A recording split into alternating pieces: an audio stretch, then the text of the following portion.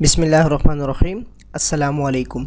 Corel Draw के इस tutorial में हम सीखेंगे रेज़र टूल के हवाले से कि रेज़र टूल क्या काम करता है। जो लोग फर्स्ट टाइम ज्वाइन कर रहे हैं वो मेरी वेबसाइट mohammadniyaz.net पे विज़िट करेंगे।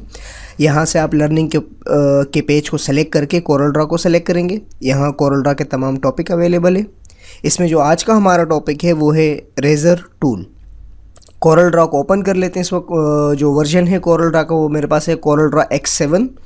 आप इसको रेज़र टूल जो है इसके अलावा आपके पास तमाम उसमें मौजूद है। तो इससे पहले हम लोगों ने पढ़ा था वर्चुअल सेगमेंट डिलीट। अब हम पढ़ेंगे रेज़र टूल जिसका शॉर्टकट है X। इसके लिए मैं यहाँ पे एक शेप ड्रॉ कर लेता हूँ। यहाँ मैंने एक शेप ड्रॉ की और उसके अंदर कोई कलर अपनी मर्ज़ी का मैंने यहाँ पे इंसर्ट करवा दिया। एंड देन अब मैं यहाँ से X कीबोर्ड से जो है बटन प्रेस करूँगा या फिर यहाँ से आके इसको सेलेक्ट कर दूँगा। रेज़र टूल को इस्तेमाल करने के लिए हमारे पास दो वो हैं। एक तो हमारे पास जो है ओवल शेप यानी गोल, और एक है हमारे पास राइट एंगल जो हमारे पास एक शेप है।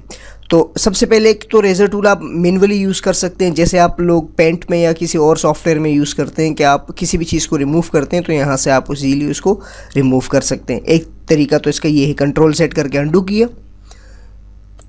और इसी तरह शेप टूल में भी आप एज ए शेप वो कर सकते हैं। दूसरी चीज़ ये कि आप इसमें एक काम ये भी कर सकते हैं कि आप यहाँ पे एक पॉइंट लगाएं और एक पॉइंट आप यहाँ पे लगाएं एंड देन ओके कर दें। तो इस तरह पॉइंट टू पॉइंट करके भी आप इसको कर सकते हैं और सिंगल भी। बिलफर्ज मैं चाहता हूँ कि यहाँ से लेके यहाँ तक ये एक शेप भी बन जाती है अगर हम इसे सही उससे करें। ये देखें। और अगर मैं चाहता हूँ कि नहीं जो है रेज़र जो राइट एंगल शेप में हो तो मैं वहाँ से भी कर सकता हूँ। वापस आता हूँ कीबोर्ड से, मैं X के बटन प्रेस करता हूँ। X का बटन मैंने प्रेस किया तो मेरे पास वही रेज़र टूल आ गया और यहाँ से मैं स्क्वायर जो निब है उस शक्ल में करना चाहता हूँ तो ये देख लीजिए।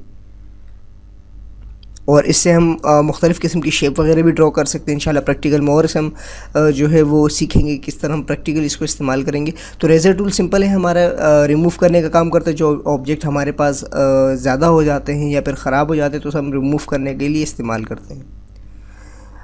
मज़ीद लेटेस्ट अपडेट जानने के लिए आप मेरी वेबसाइट विज़िट कर सकते हैं mohammadniyaz.net, और आप मेरा फेसबुक का पेज भी ज्वाइन कर सकते हैं, मिस्टर मोहम्मद नियाज़ के नाम से हैं। और वेबसाइट पे आपको कोई भी इशू हो या कोई भी किसी किस्म का प्रॉब्लम आप मुझे वेबसाइट पे कमेंट कर सकते हैं। एंड फेसबुक पे आप मेरी ये वीडियो या इसके हवाले से कोई अपडेट है वो आप देख सकते हैं। मिलते हैं नेक्स्ट ट्यूटोरियल में। अल्लाह नेहगेबान।